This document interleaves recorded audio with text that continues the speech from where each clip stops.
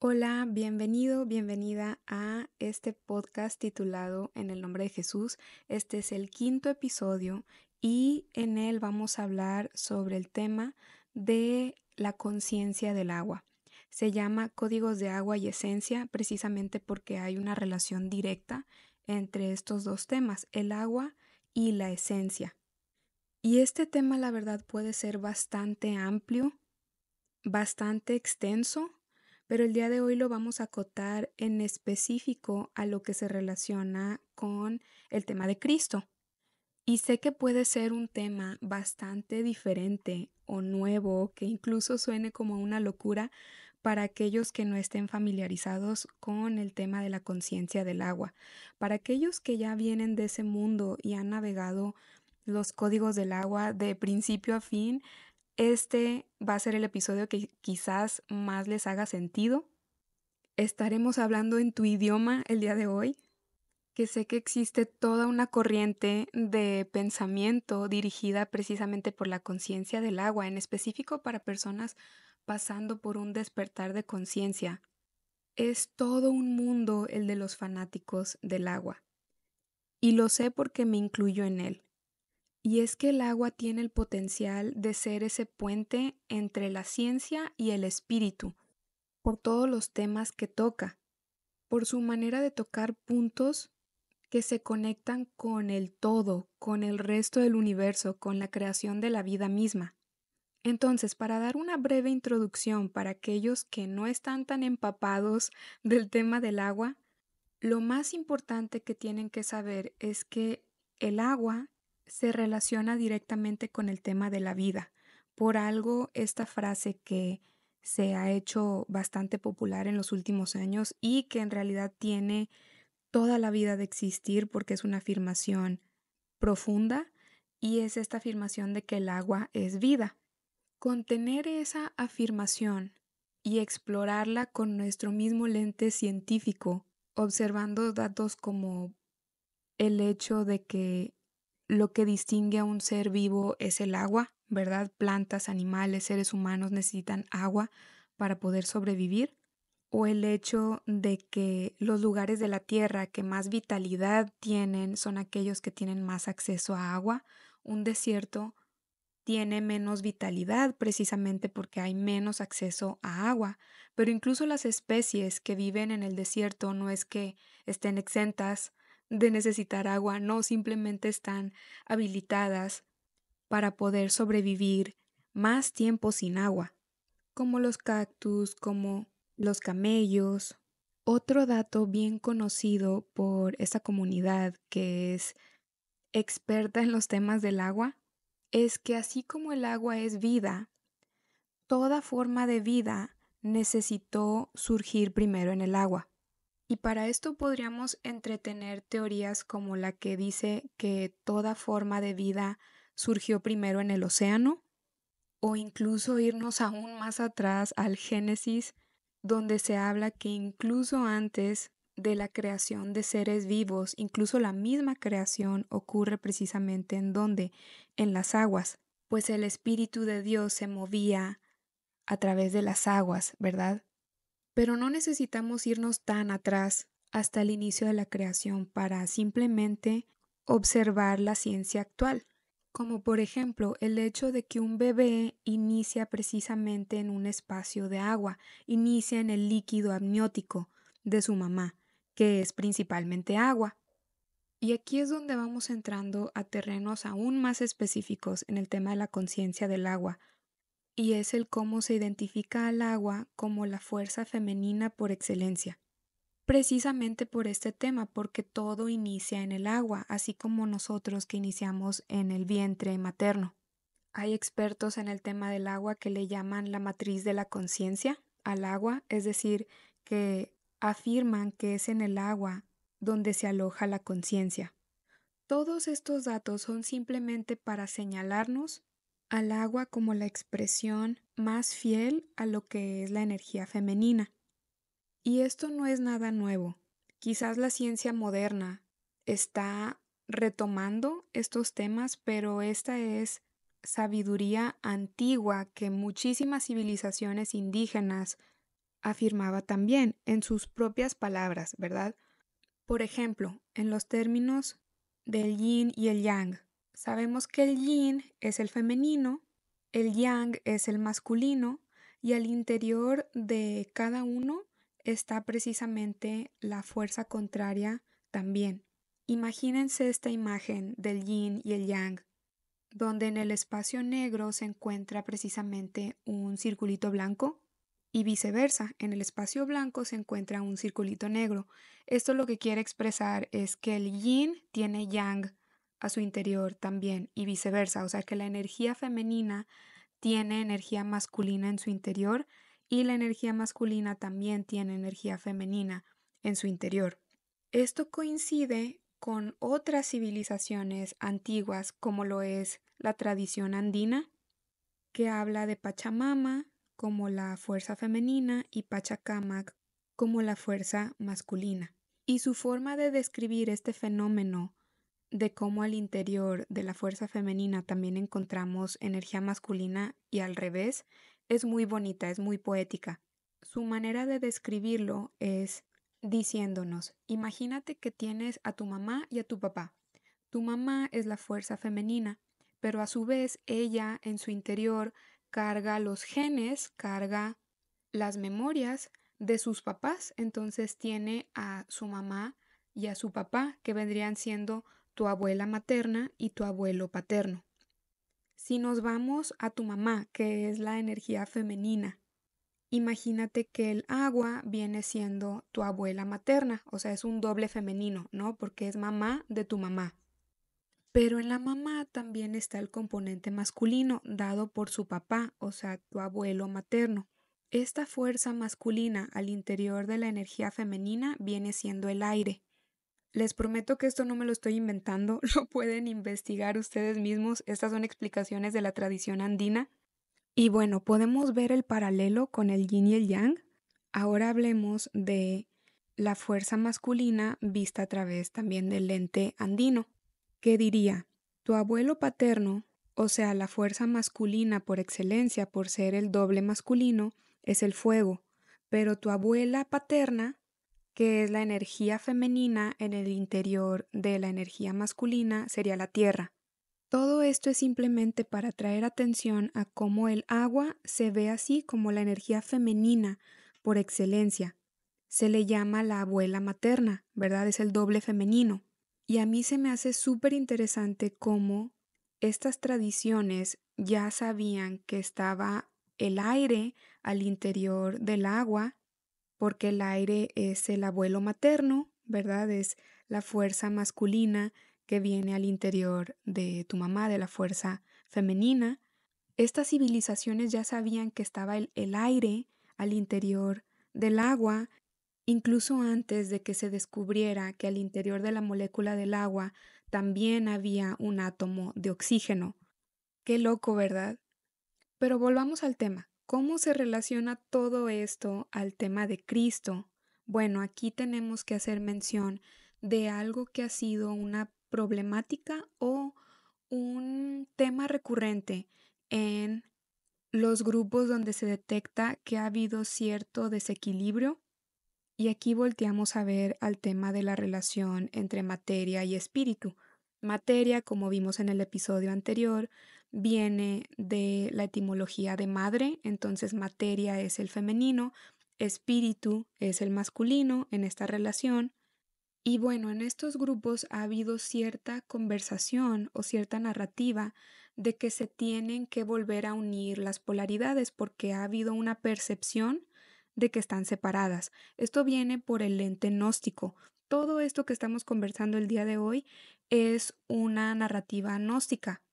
Y el gnosticismo percibe a la materia y al espíritu como si estuvieran separados, pero la realidad es que no lo están.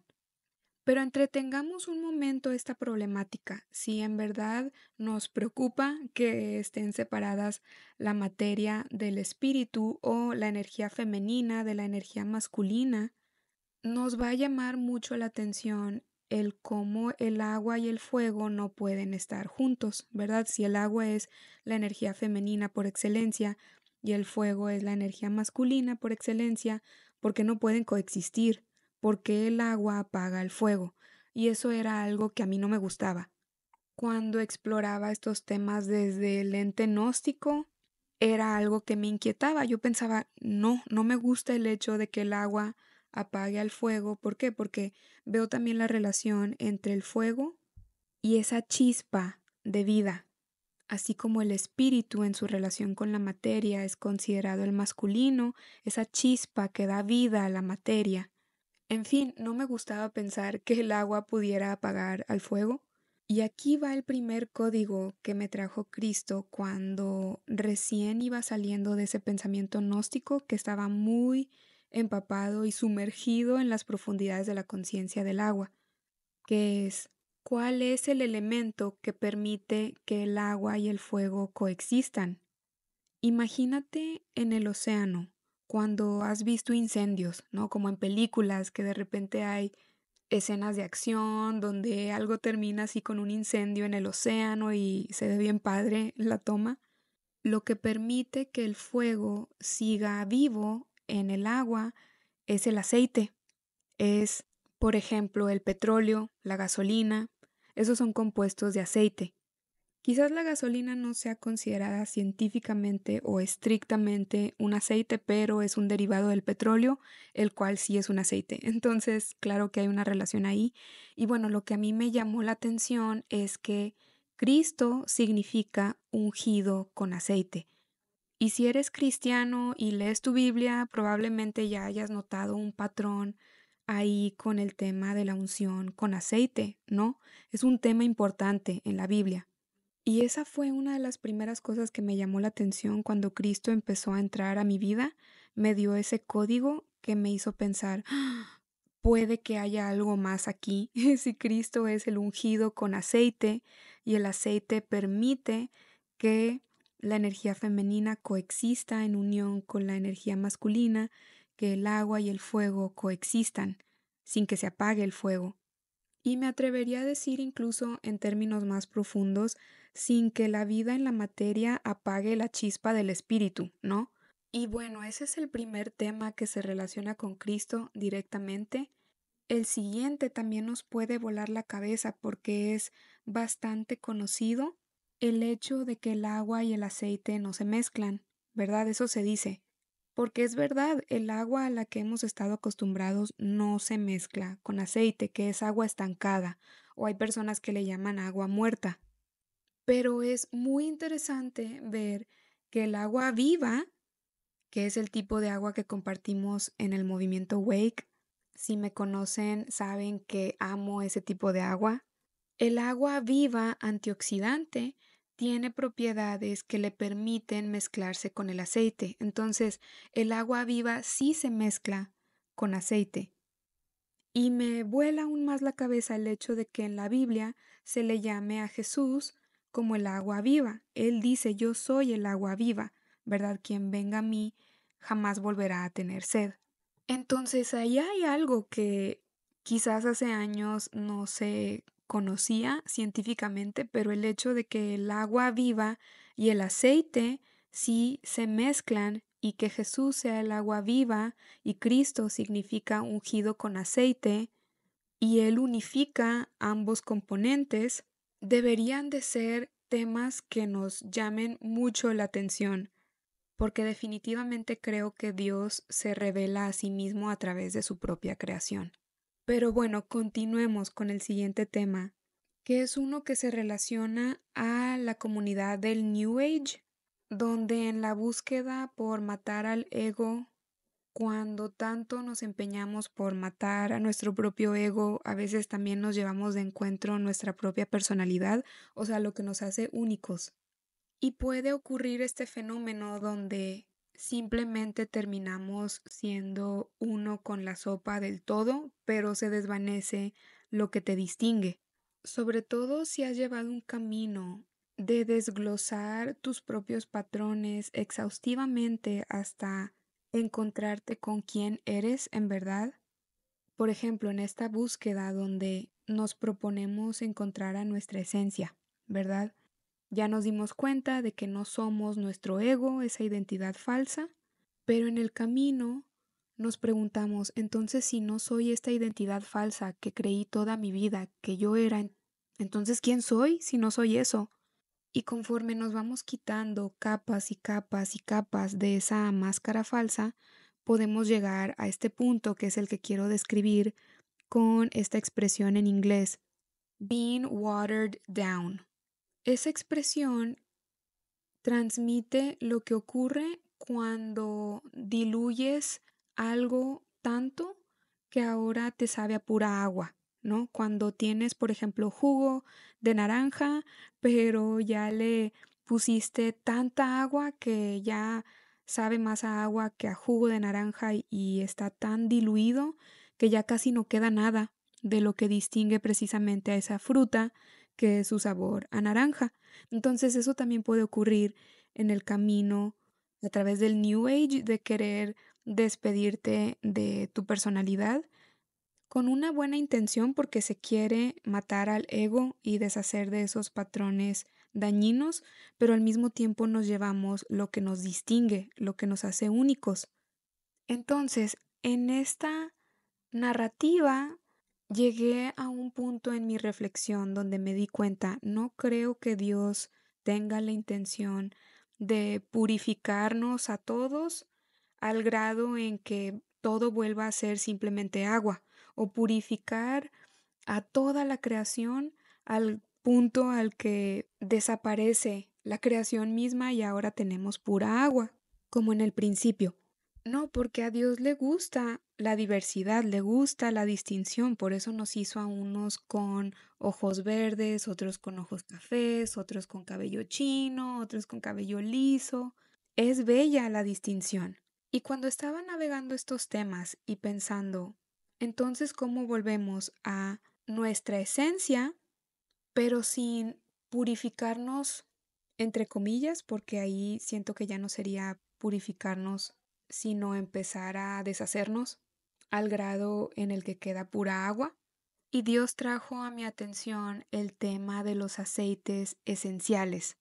Y esta palabra esencial, esencia, era única que sigue siendo muy importante para mí, porque para mí transmite nuestra identidad verdadera, la esencia.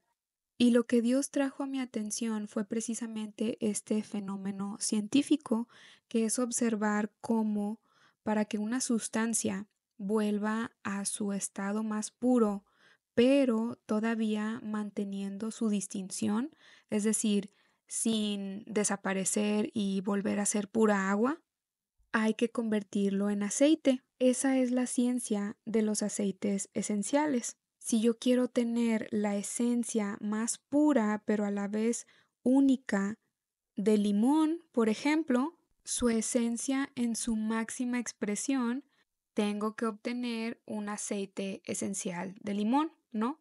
Lo mismo con, por ejemplo, las rosas. Si quiero capturar su esencia, lo que la hace única y la distingue a la rosa del resto de los aromas, obtengo lo que es el aceite esencial de rosas. Entonces, no se me hace coincidencia que haya una relación entre lo que es esencial, la esencia y el aceite. Otra vez, ser ungido con aceite, igual que Cristo. Volver a la esencia, que el ser humano vuelva a la esencia, quizás también tiene ahí algún componente de aceite. Quizás por razones que se relacionan a esto, es tan importante la unción con aceite en la Biblia, no lo sé.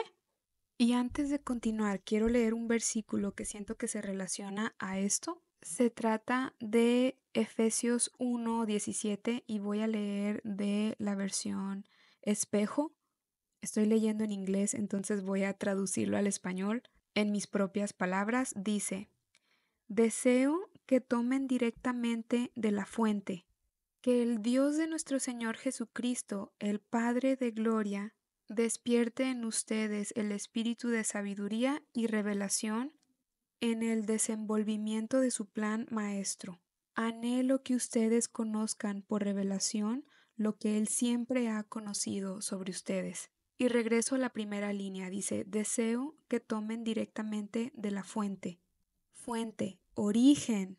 esencia. Estas palabras tienen relación. Lo que viene de la fuente, así como cuando decimos cuáles son tus fuentes, ¿no? ¿De qué fuente estás tomando esa información? Por ejemplo, ¿cuál es el origen de la información que estás diciendo? Y esencia también es volver al origen, es volver a lo esencial, a lo original. Qué curioso, ¿no? Que la palabra original, que tiene que ver con ser único, apunta a lo que es de origen.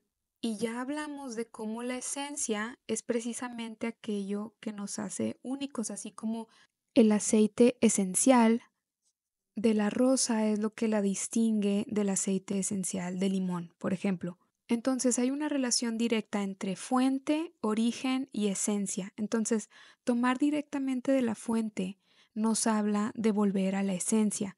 ¿Y qué es la fuente o quién es la fuente, más bien? Es Cristo.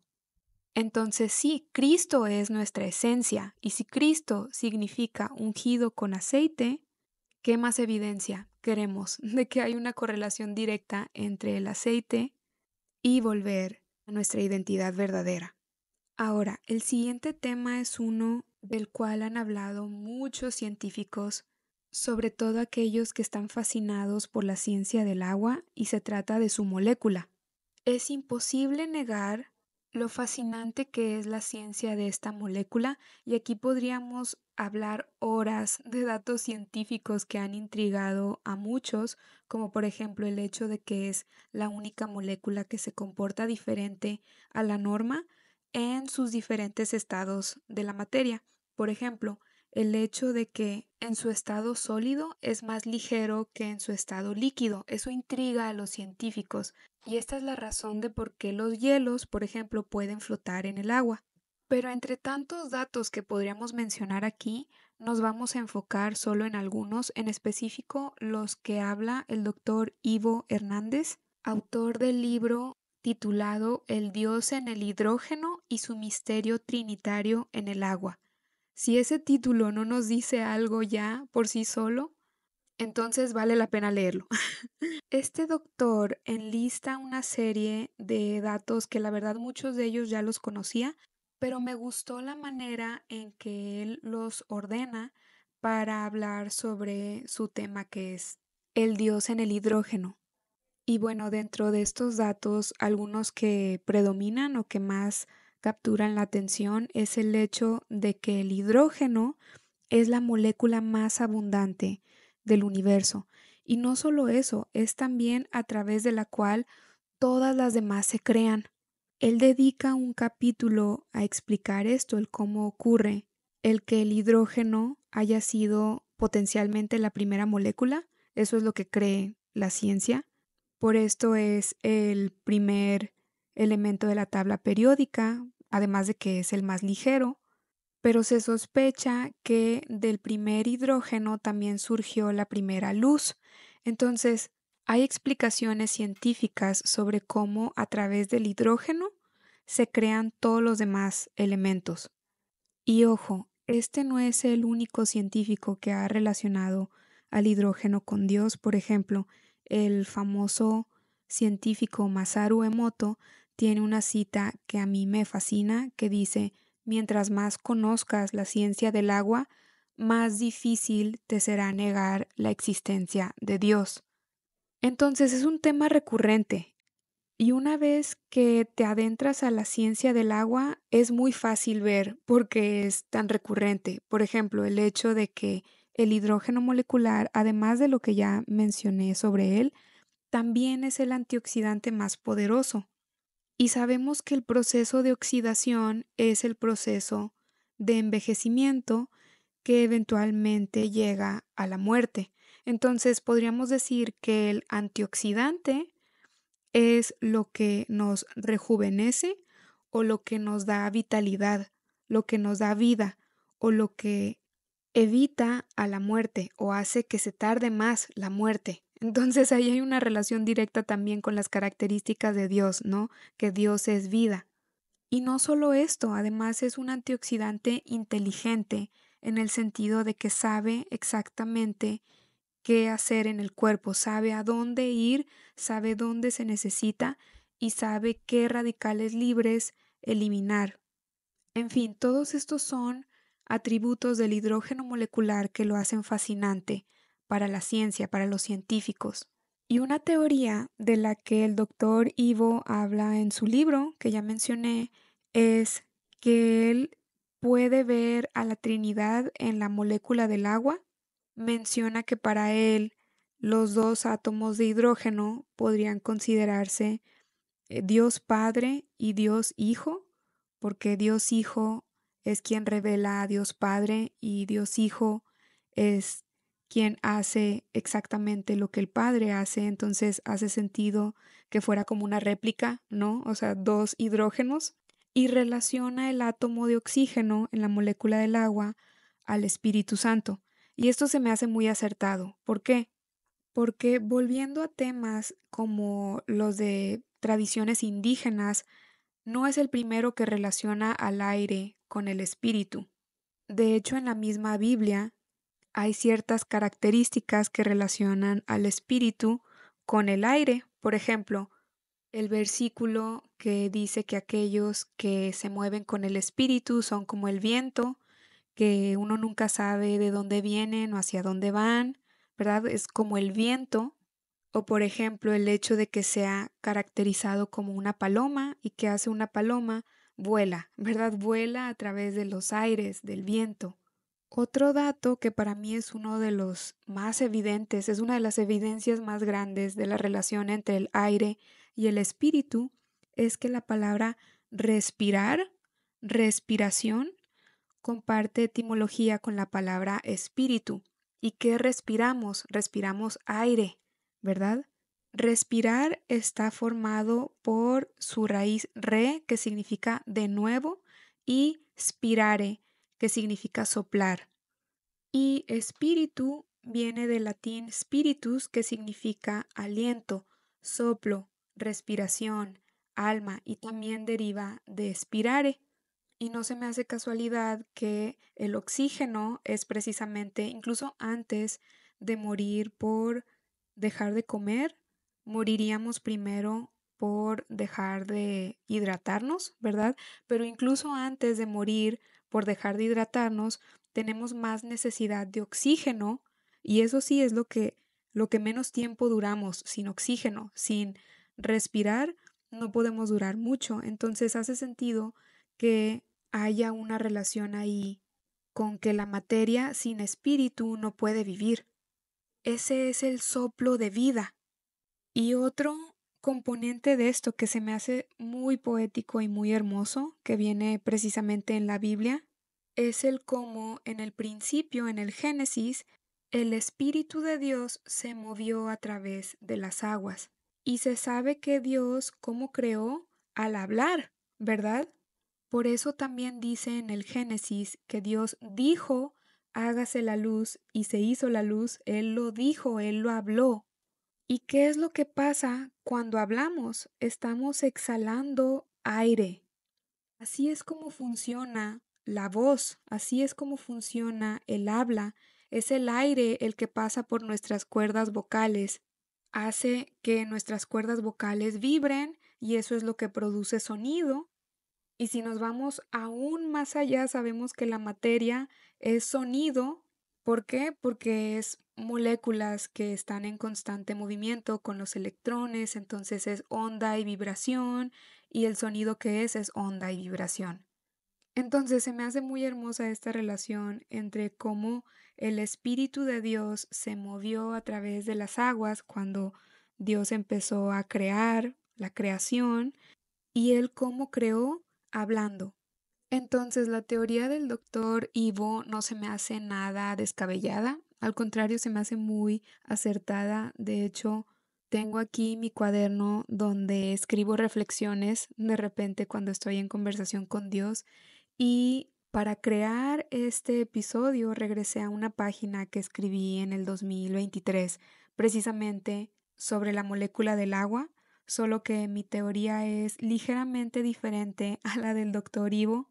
Para mí, Dios Padre no es uno de los átomos de hidrógeno. Para mí, Dios Padre es como si fuera el electrón presente porque electrones sabemos que son electricidad, el flujo de electrones es lo que produce electricidad y es precisamente a través de una carga eléctrica que el agua puede volver a la vida. Esa es la ciencia del agua viva. Se le emite una carga eléctrica, un voltaje, y la molécula del agua vuelve a la vida.